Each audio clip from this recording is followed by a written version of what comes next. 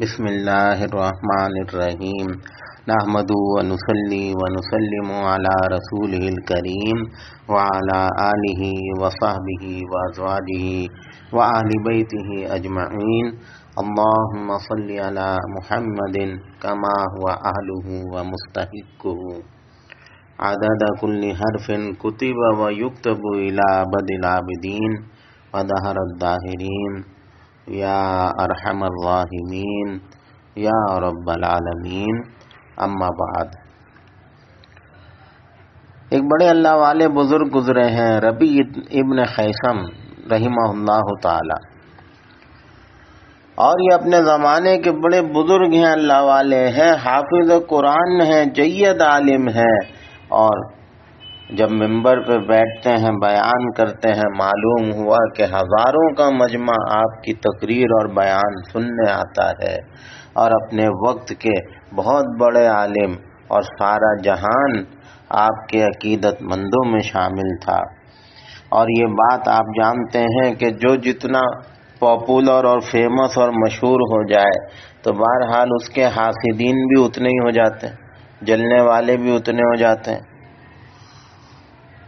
اور یہ حسد اور جلن کا عنصر تو مولویوں میں اور بہت زیادہ ہے، علماء میں، مولویوں میں اور دیگر طبقوں میں بھی ہوگا، لیکن مولویوں میں بھی ایک دوسرے سے حسد اور جلن کا طبقہ بہت زیادہ ہے. لیکن فرمایا کہ ربیع ابن خیثم رحمہ اللہ تعالی بہرحال بڑے اللہ والے ہیں، اللہ کے مقربین میں سے ہیں. تو بس جو حاسدوں کو آپ کی یہ جو مقام اور تھا، مرتبہ تھا، لوگوں کے دلوں میں جو آپ کی محبت تھی، حاسدین کو وہ ہضم ہی نہیں ہوتی تھی. تو انہوں نے ایک منصوبہ بنایا اور ایک فاحشہ عورت کو 1000 سونے کی اشرفیاں دیں اور کہا کہ بس تو انہیں بدنام کر دے. اور یہ تو بہت آسان کام ہے، اس زمانے میں بھی آپ تماشے دیکھتے ہیں. جب جس عورت کا دل چاہے میڈیا پہ کھڑی ہو کے جس پہ چاہے انگلی اٹھا دے، صاحب اس نے میرے ساتھ یہ کیا، اس نے میرے ساتھ وہ کیا. تو کسی کی بھی پرسنالٹی کو ڈیمیج کرنے کے لیے سب سے بڑا آسان ہتھیار اور نسخہ یہ ہے، کسی بھی فاحشہ عورت کو کھڑا کر دو، 2-4 پیسے دے کے. تو یہ پرانے حربے ہیں جو شروع سے چلے آ رہے ہیں. تو بہرحال اس عورت کو کیا چاہیے تھا؟ بھئی 1000 سونے کی اشرفیاں جسے مل جائیں وہ تو وزیر اعظم پہ بھی الزام لگا دے گی، صدر پہ بھی لگا دے گی، اور 2-4 ہزار اور مل جائیں تو سپہ سالار پہ بھی الزام لگا دے گی. اسے تو پیسے سے مطلب ہے. تو بہرحال وہ بات کہیں اور چلی جائے گی. لیکن عرض میں کر رہا ہوں، اللہ والے کا قصہ میں سنا رہا ہوں کہ یہ اللہ والے ہیں ربیع ابن خیثم رحمۃ اللہ علیہ. تو یہ بس وہ عورت تیار ہو گئی، حاسدین نے لالچ دی، 1000 سونے کی اشرفیاں تھمائیں اور اس کو راضی کر لیا کہ بس ان کی شخصیت کو ڈیمیج کر دو، ان کا امیج جو ہے عوام کی نگاہ میں خراب کر دو. تو چنانچہ وہ اپنے منصوبے کے مطابق بھی احسن ما عندہا، بھئی جو اس کے پاس اچھا لباس تھا، اور اس زمانے میں جو ہوتا ہوگا، آج کل تو یہ بیوٹی پارلروں کی مصیبتیں ہیں جگہ جگہ. خیر وہ جیسے بھی جہاں ہوتی ہوگی تیار، وہ خوب اچھی طرح دلہن کی طرح سنوری اور سج دھج کے جو ہے وہ بہرحال اپنے منصوبے کے لیے اس نے کام شروع کیا، اور اچھے اور قیمتی زیور بھی پہنے کہ میں بہت خوبصورت دکھوں اور لگوں. اور ربیع ابن خیثم کی نگاہ مجھ پر پڑے تو بس پہلی نگاہ میں ہی وہ صاحب اپنا دل ہار بیٹھے میرے اوپر. تو اس نے اپنی جانب سے کوئی کسر نہ چھوڑی اور اچھے سے تیار ہو کے حضرت ربیع کے سامنے پہنچ گئی. حضرت ربیع ابن خیثم سمجھ گئے، اس کے تیور بتا رہے ہیں، اس کا انداز بتا رہا ہے. پھر اللہ کے نیک بندوں کی آنکھوں میں فراست ہوتی ہے، ایمان کا نور ہوتا ہے ان کی آنکھوں میں.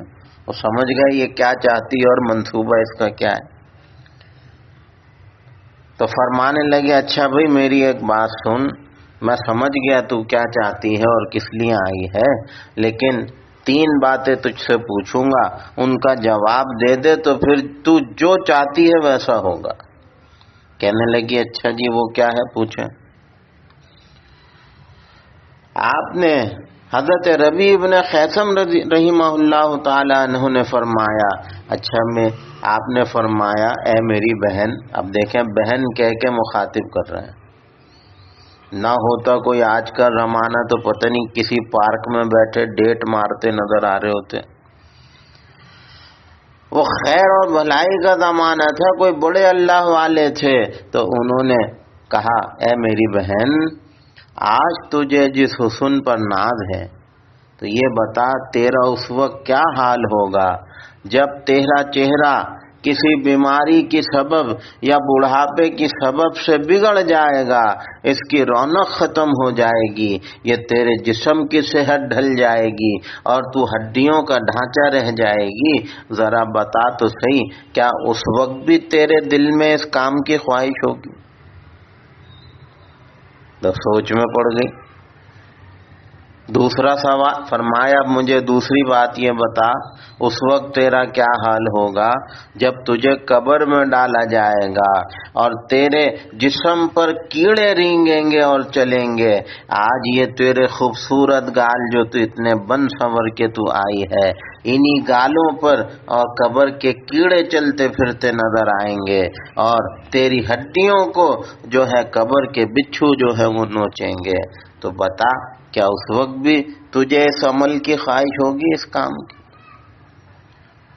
پھر تیسری بات یہ کہی، اچھا یہ بتا جب قبر میں منکر نکیر آئیں گے اور تجھ سے سوال کریں گے کہ بھئی 3 سوال ہے نا قبر میں، من ربک وما دینک ومن ھذا الرجل، تیرا دین کیا ہے، تیرا رب کون ہے، اور نبی کریم صلی اللہ تعالی علیہ وسلم کے بارے میں پوچھا جائے گا۔ تو بتا جب اس وقت فرشتے آئیں گے تیری قبر میں اور وہ پوری شدت کے ساتھ سوالات کریں گے، اور آپ تو فرمایا کہ بتا کیا اس وقت اور اس دن بھی تجھے اس گناہ کی خواہش ہوگی؟ بس یہ 3 باتیں جو سنی تو وہ وہیں بے ہوش ہو گئی، نیچے گر پڑی۔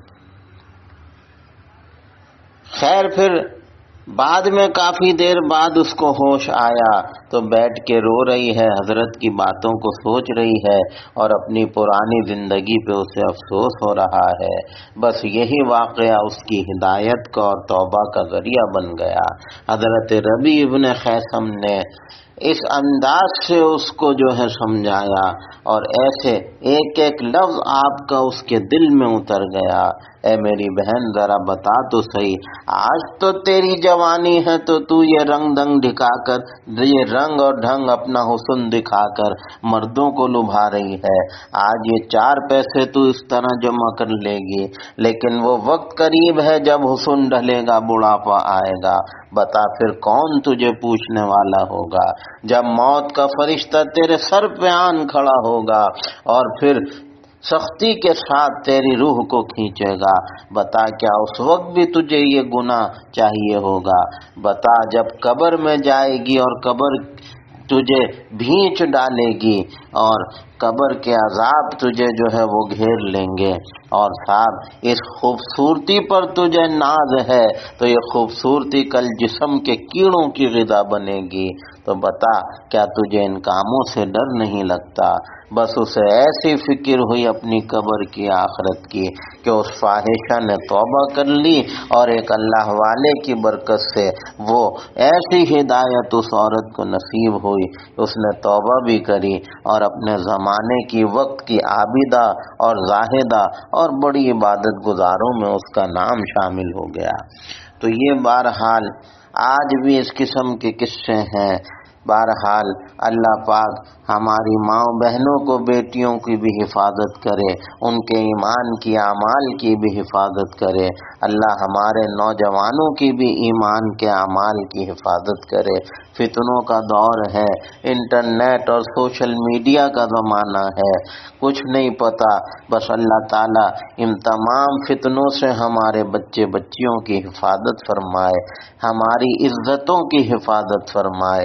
یہ بچے بچیاں اپنے ایمان کی، اعمال کی حفاظت کریں اور ایک اچھے مسلمان بن کے دنیا میں رہیں۔ کل کو جب ہم دنیا سے جائیں تو یہ ہماری اولادیں کم سے کم ہمارے لیے صدقہ جاریہ تو بنے۔